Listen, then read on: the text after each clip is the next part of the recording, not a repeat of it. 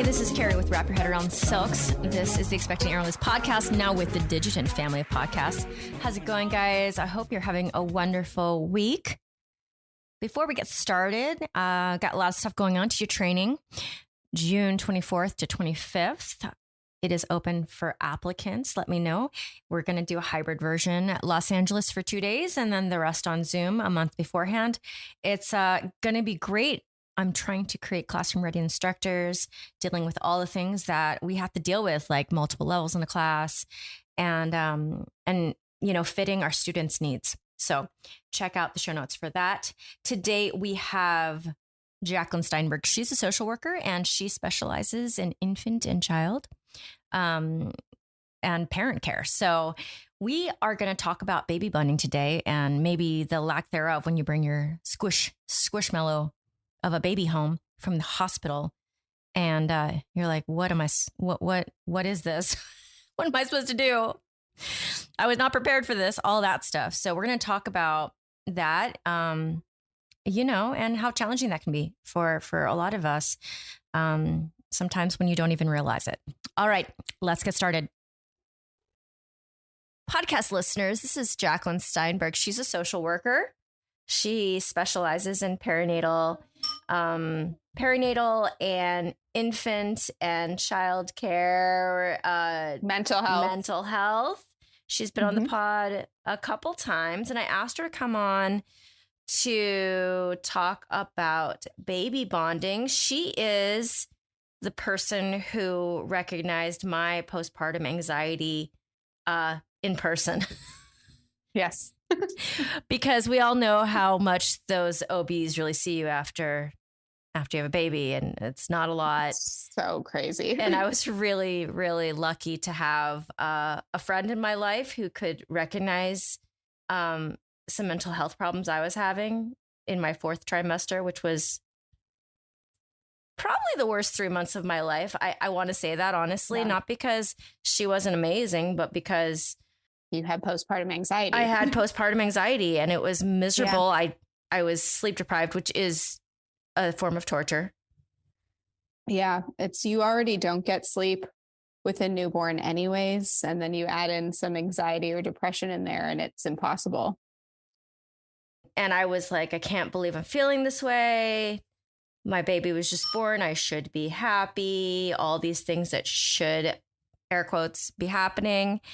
And, the truth is, for a lot of moms out there, it's not the case. It's not rainbows and sunshine. Yeah. And unicorns. And we have a lot of feelings about that. I mean, we have a lot of guilt. We have a lot of, sometimes our partners don't understand, or sometimes our partners are going through the exact same thing and they just don't know how to, talk about it and recognize it. So I think it's really important. And I wanted to talk about baby bonding because it is in that category of like, as well as lactation and getting the, good lactation going with the baby. Like if it's not happening, it just can bring a whole host of emotions and problems and make you doubt yourself. And it's so problematic. For me, I know, Jacqueline, I'm going to ask you a question at some point. Please do. For me, I didn't necessarily recognize or characterize a baby bonding problem. Luckily, our breastfeeding was going smoothly between me and the bean. But now that she is 3 and her personality is shining out, like the bonding is so easy. Yeah. Because she talks to me and she tells me what she needs. And 3 isn't easy either, but to me, when it comes to the bonding and really connecting with my child, it is way easier than when she was a squish, just pooping and farting. A potato. And sleeping and crying and feeding and sleeping, crying and feeding. And so Jacqueline, if you could reintroduce yourself to this audience, a little bit about your experience and a little bit about you. Sure. So I am a social worker, but I don't work as a a social worker in the way that I think a lot of people think about social workers, like someone who is in the child welfare system or who, works with foster care, removes kids. I am a psychotherapist. So I work with kids and families and adults when they are feel like they're having mental health issues or just need some extra support. Again, my specialty is infant mental health and perinatal mental health. So infant mental health, I think, is the one that most people don't quite recognize as being a thing. But really what that means is 0 to 5. So from infancy or the perinatal period to 5 years old, a lot of times I'll get kids who, like preschools will refer them, or if there's a failure to thrive, or sometimes I'll end up working with a baby when I had been working with the mom prior. So it ends up being pair work. And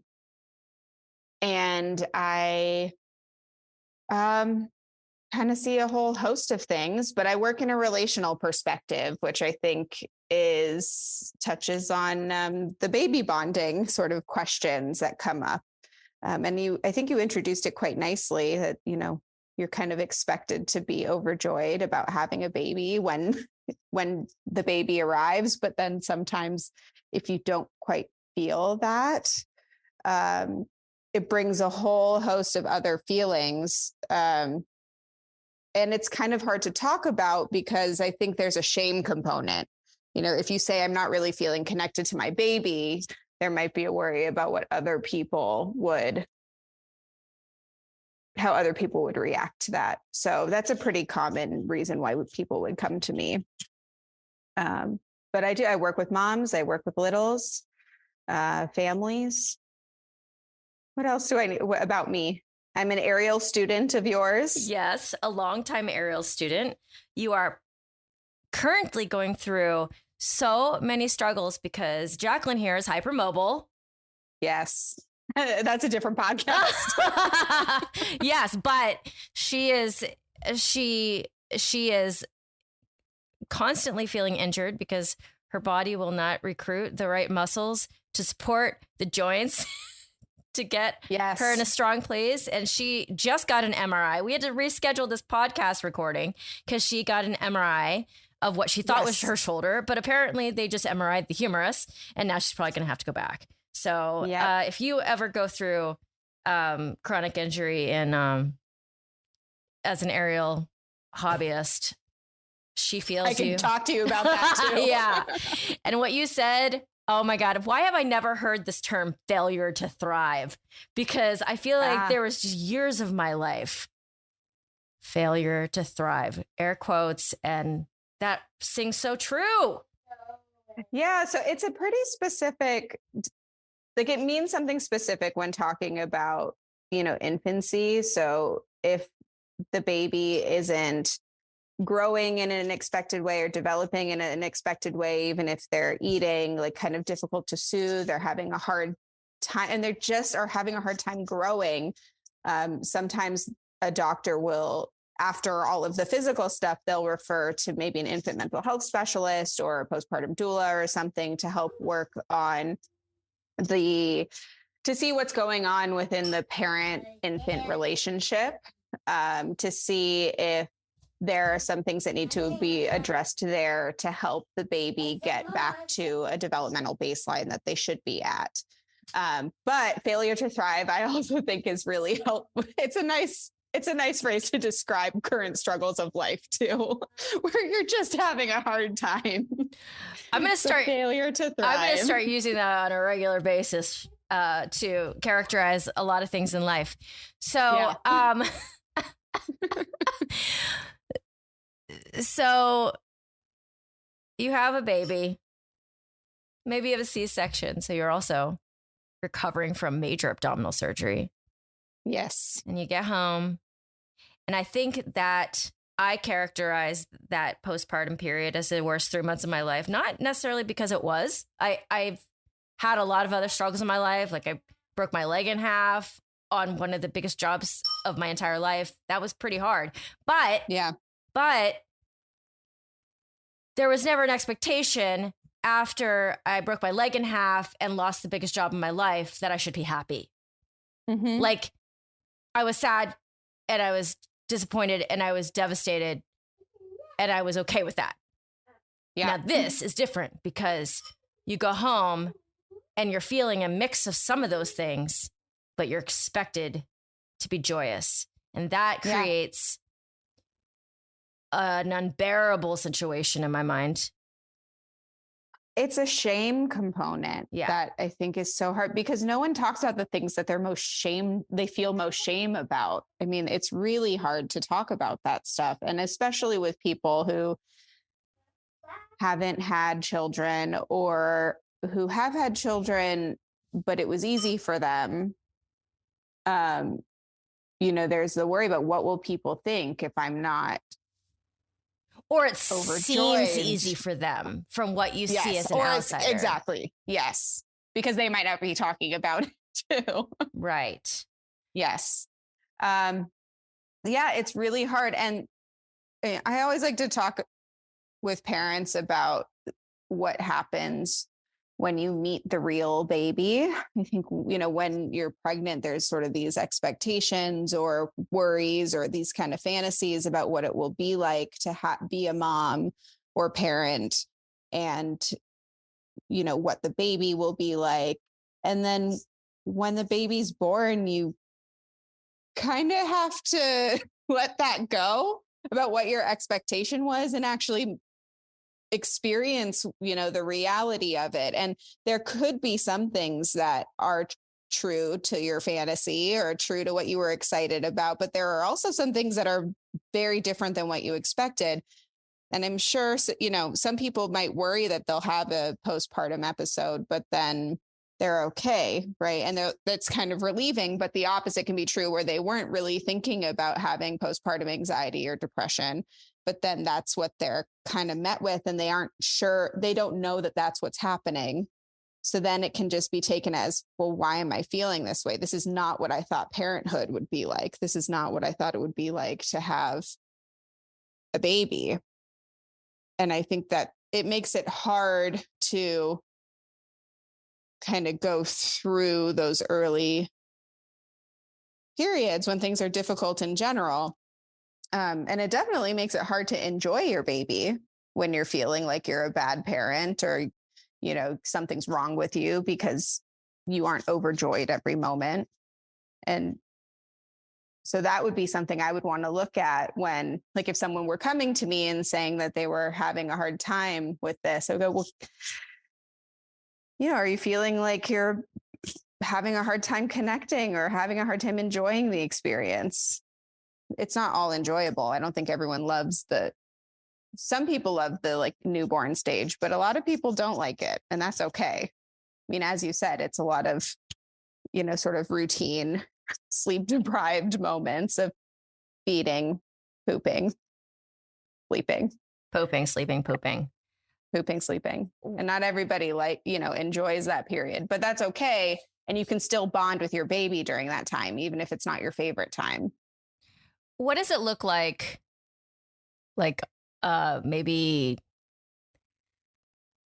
Maybe pretend you're in the position of a mom who's not particularly feeling bonded. What does that look like a day in the life of that person, knowing what some of your moms have gone through?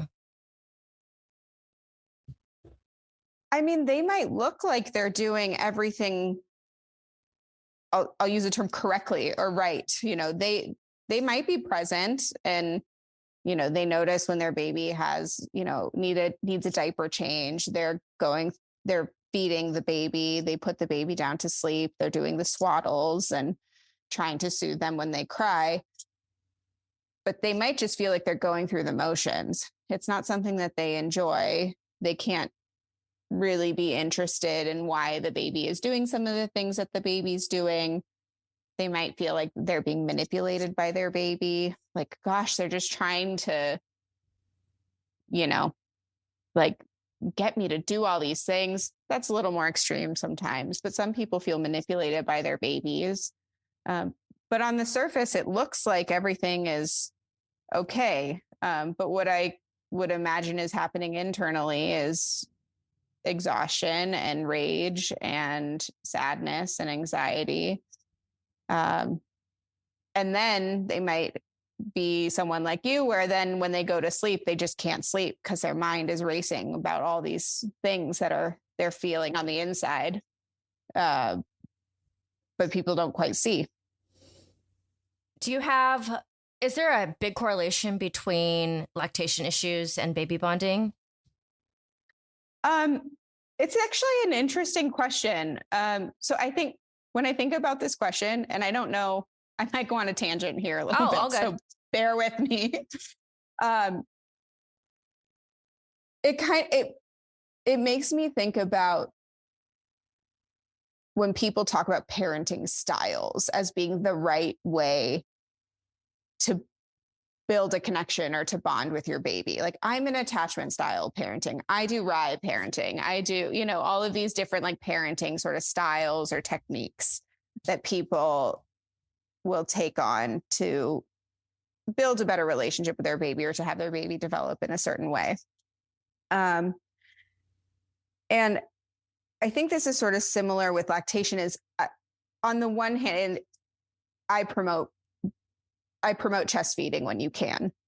I promote like lactation when you can. It's a nice moment with the baby. You get skin to skin. The breast milk is specifically designed for your baby, so they're getting all sorts of wonderful antibodies and nutrients and health. You spend so much time doing it that it's about the connection and looking at the cues. But I would say that you can bond with your baby if you had to bottle feed.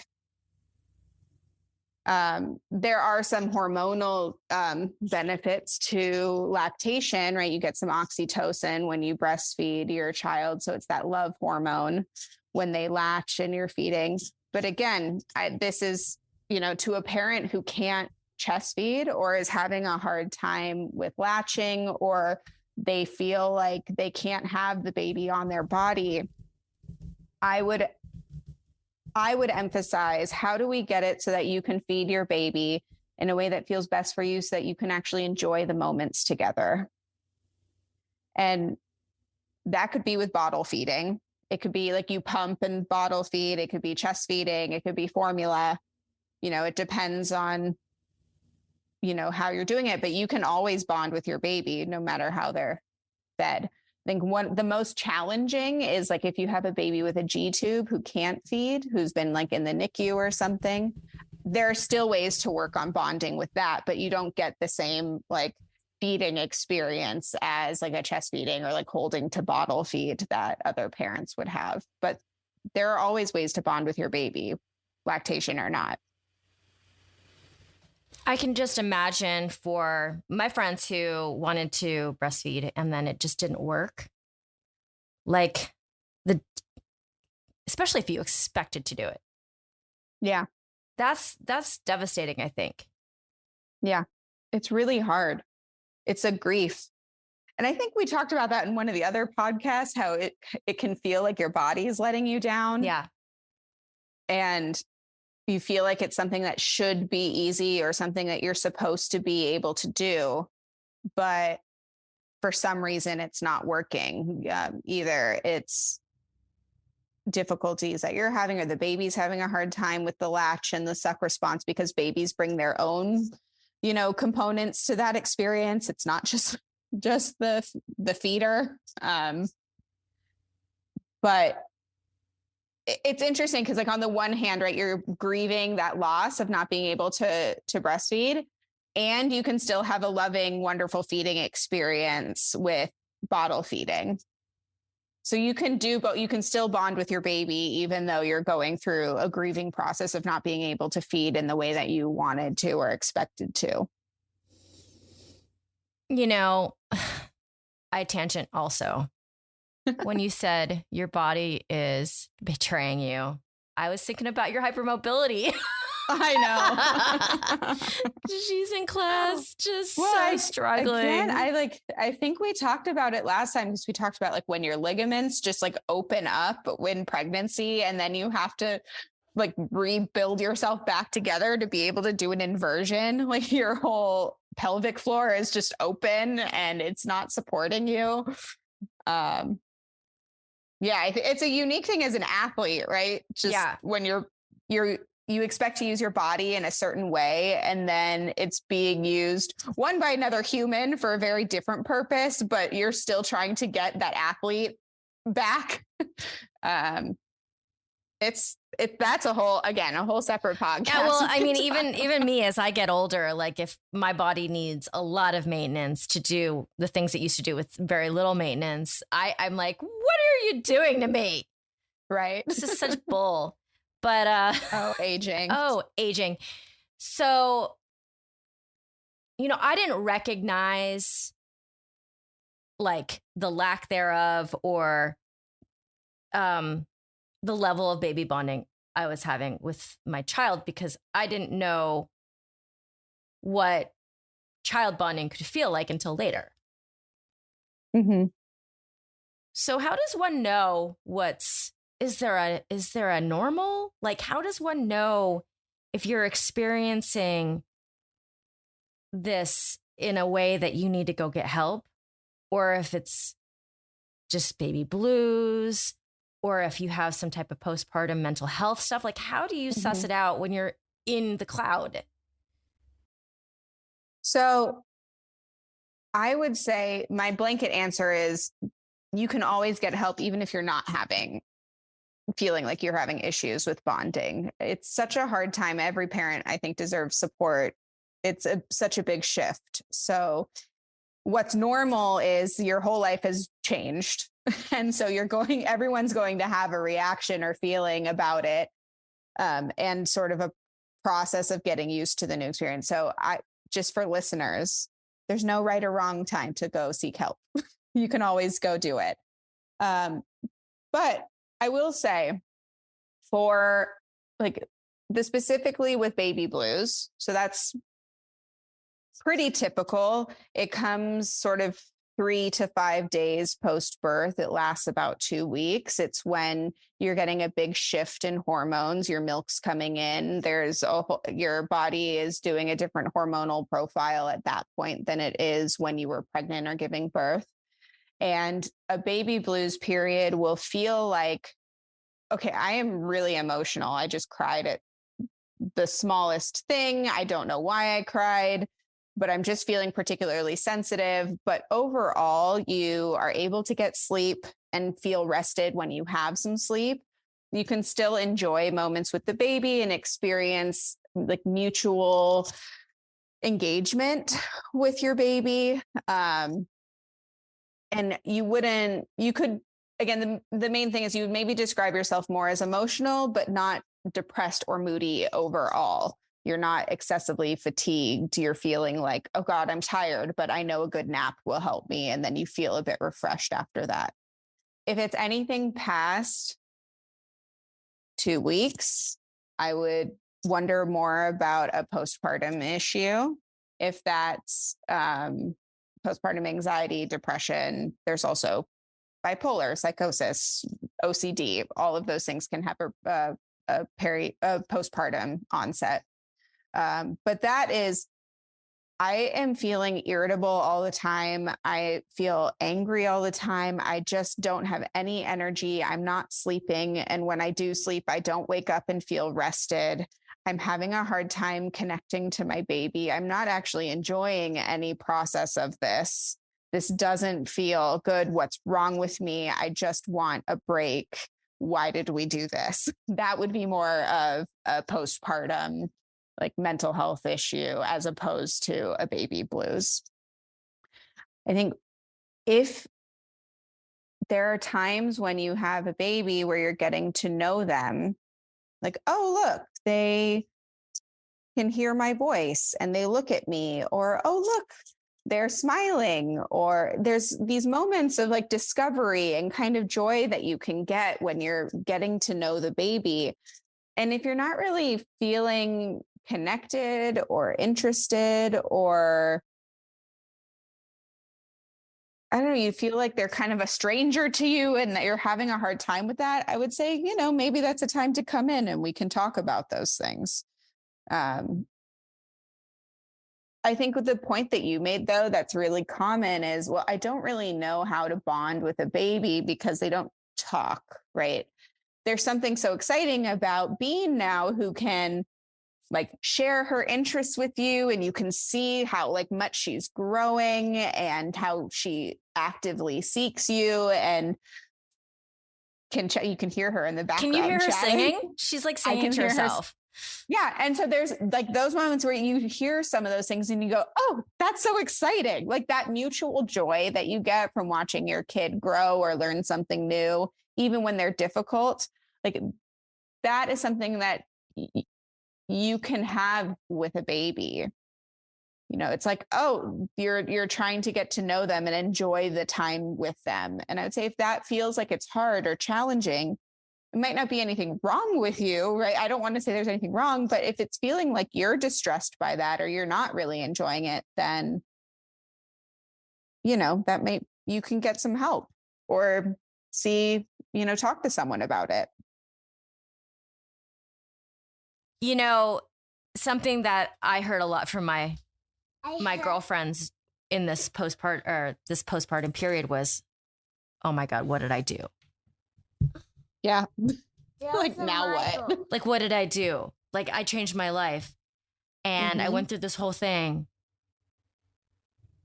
And what is the squish ball that I have in front of me? Yeah. That real versus imagined life. There's this, it's kind of like that, like you think about, okay, let's have kids. And there's kind of this idea, but then, there's the process of getting pregnant is not easy for everyone. And, that can put a whole bunch of pressure on it. And then, some people it's like, well, okay, I worked so hard to get pregnant that it's hard to think past that. We had to make some money. Mommy. What? We had to make some money. I have to make some. We've been talking about Mama and Papa have to go to work because if we don't make any money, then there's no food, there's no toys, there's none of that. And so yeah, we need money to buy things. Right. But then I come home from work and she's like, where's the money? Like cash, because she has got a cash register with her toy money and her credit card. And so I'm trying to explain to her that it goes into a bank account. And when I use my credit card everywhere, that's where the money lives. Money. And so I think she's having a hard time understanding that. Yeah. It's a hard concept to get. I think a lot of adults don't quite understand where money goes. Yeah, I agree. So, yeah, Jacqueline, I'm going to probably mute myself so you can just talk about it. But if you have any advice for people who are experiencing that shift in a way that they didn't expect, if there's any tools that you know of that they could do to either reach out or to help themselves. Obviously, if you're feeling any kind of level of distress or feeling like something isn't right, I would take that as a sign to talk to someone about it. If there's no, like, this is the sign to come. There are several, but if you are feeling distressed or feeling like something's not right, that would be a time to come in. If you're feeling, again, any of the symptoms of a postpartum depression or anxiety outside of, a baby blues, let your doctor know, or try to seek some support. An infant mental health specialist or a perinatal mental health specialist would both be appropriate. And I think it's helpful to know that babies bring their own individual personalities, even when they're first born. They can orient themselves to the sound of your voice. They have different preferences, like how they like to be held or how much level of touch they like. they have their own sort of preferences. So they're not really just, beings that poop and pee. I mean, they do a lot of sleeping, but they definitely have their own preferences. And so you can take a stance of trying to figure out who your baby is and what they like and don't like. I think that can help in trying to develop the connection. And, one of the things is like when they're first born, they're born with some capacity. So they know they can orient themselves to the sound of your voice. They can, if they're placed on your chest right after birth, they can wiggle up to find a breast to latch. They can try to block out stimuli if they're trying to sleep. They can soothe themselves when they're near you. Skin to skin contact is great. The birthing person's skin can help regulate babies' temperatures. So if you do skin to skin, it helps regulate their nervous systems. I recommend for like partners too, to do skin to skin contact. That helps with some bonding and, just trying to figure out who your baby is and find moments to enjoy, even when it's difficult. But again, if it's hard, which it is, I won't say if it's hard. If it's harder than you feel like you can manage, then I think it would be time to talk to someone about it. That's helpful to know that babies are made to find their mamas and papas, like you might not think that they're responding to you, but it might be just in ways that you're not used to or that you don't characterize as anything necessarily. Yeah. I think what's tricky is the baby might be soothed in ways that aren't actually soothing to the parent. So you might be someone who doesn't really like a lot of physical touch, but you might have a baby who their sensory profile is like, please hug me as tight as you can. I love to be swaddled. Right. And so sometimes that can be difficult because you have a goodness of fit issue, but it doesn't mean that they're not responding to you. It's just they need something different than you. You might be someone who runs hot and they might run cold and need more jackets, right? It's just they're a different person. And so when they're born, you can start to figure out those things. Is this a kid who can sleep through anything, or is this a kid where we need to make it really dark and really quiet in order for them to sleep? Both are fine. It's just what your kid needs. Is this a kid who likes to sing and dance even when you're doing a podcast? Yes. Let's do skin to skin with our faces. No. Let's do skin to skin with our lips. No. Oh, kisses, mama. No kisses. She's no kisses. I'm not saying kisses. She'll say to me. See, and what's great is that she's 3, and so she can tell you, I don't like that. Whereas a baby, they might just cry and you have to like figure it out. Well, also she's saying she doesn't like it, but really she does. Right? You take mama's kisses and you take them happily. No. As she laughs with glee. Yeah. No. She'll be like, I take no kisses today, mama. As she's draped all over you. Bean comes to class with me once a week because of my partner's schedule, Ace's schedule. And these ladies get to enjoy her every Monday. No, Mom. Yeah. She's getting to learn how to share. She did ask to climb the other day. Did you notice that? Oh, she did. She said she wanted to go high. Have you climbed? Yeah, you want to climb. You don't just want to spin.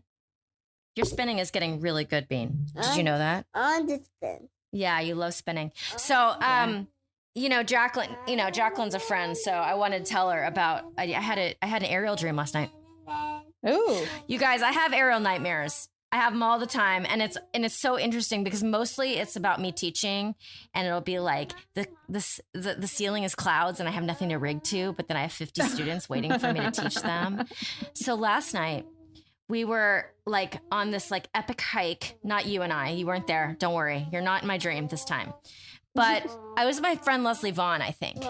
And it was this like tree, like one of these, the tallest, biggest trees in the world. Like I was in the redwood forest or something. And there was a rope and we were supposed to belay down. And it was, I believe it was 750 feet. Sure. And I decided not to use the belay, and I decided to just slide down myself. And how'd that work out? I didn't die, but Mommy. what is it, my love? I want you to talk. You don't want me to talk? No. But we're But I want to hear her story. But we're podcasters. What am I going to do if I don't talk? That's the whole point. Because I don't talk. Don't talk anymore. She's like, I'm over this. So I remember halfway sliding down, being like, maybe this wasn't such a good idea. Mommy. Maybe not. But then I didn't die. I lived. And then afterwards had a lot of anxiety about what I just did. Like, what is this dream? Like, why would I make this choice? Like in all the ways I could have died and just fallen off. Yeah. Oh, it's so interesting. I mean, again, we could talk about dreams, a whole different podcast. But it's so interesting what comes up in our dreams. One last question, Jacqueline. Yes. The correlation between postpartum mental health and trouble baby bonding. There's a huge overlap, right? What's that Venn diagram look like? I would say it's fairly significant. With if it's hard to feel connected. What we know is that with parents have postpartum issues, depression, anxiety, and they're having a hard time attuning to the baby, it can lead to kind of a host of different issues. One of which is, obviously the parent safety and just how they're doing. But, I mentioned like failure to thrive. It leads to higher instances of like abuse or neglect in the most severe capacity. But it also makes it hard to regulate your child when they're needing regulation and attune to what they're needing. The child is trying to figure out how to manage that themselves. And so it can lead to, there can be sort of what's the word I'm thinking of? Like a domino effect. There we go, of different issues. So, if you're preoccupied with anxiety and I hear, so I wanted her to hear you talk, and I gave her the earphones, but then I realized that she's going to start conversating. Yeah, with you. she's talking to me. So just finish your last thought, and then I'll put it back on her face. Mommy. Yeah, no, what I was saying was if she, now I lost my train of thought. If you're preoccupied with worries about the baby's safety or like feeling like you're a bad parent or something, it's hard to connect to the baby. There's not enough emotional space or energy to feel like you're connected to your baby. So, I would say, again, if it's something you're experiencing, try to seek help. You, as the parent, you deserve it. It's better for the relationship, better for the baby. So, all right. Yeah.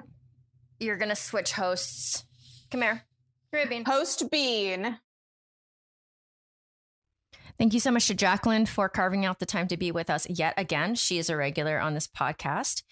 I hope you guys got a lot of benefit out of that. If you want to talk about this topic more, just let me know. Carrie@wrapyourheadaroundsilks.com, especially if you want to come on the pod and talk about something like that. If you had experience with this when you brought your baby home. All right. Thank you so much to Asa Watkins, sound engineer. And if you guys want to check out teacher training, all the info is there at the link on my website. And please honor me with a 5-star rating and a review. It means so much to me. Please just smash that 5 stars. I've got a lot of really amazing people coming at you. So I'm excited for it. Over and out. This is Carrie from Wrap Your Head Around Silks with Digitant.